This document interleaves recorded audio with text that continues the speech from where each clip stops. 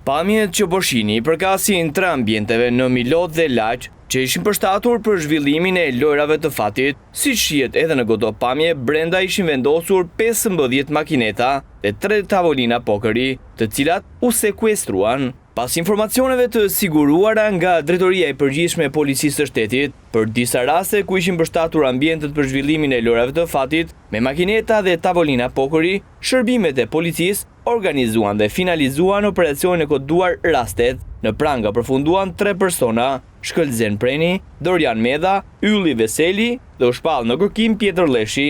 Gjatë operacionit u zbuluan 3 ambiente të përshtatura për organizim të kundërligjshëm të lojrave të fatit dhe u konstatuan se te njëri prej tyre gjithashtu përdoreshin dhe shiteshin lëndë narkotike.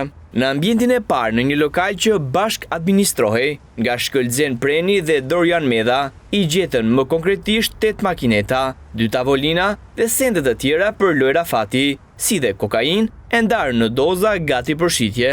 Në ambientin e dytë, në zonën e Milotit, u arrestua Ylli Veseli, u gjetën 2 makineta, një tavolin pokeri dhe sende të tjera për lojra fati. Ndërkohë po në Milot, u evidentuan edhe ambienti i treti përshtatur për lojra fati, u gjetën 2 makineta, një tavolin pokeri dhe sende të tjera, ndërsa u shpall në kërkim Pjetër Leshi.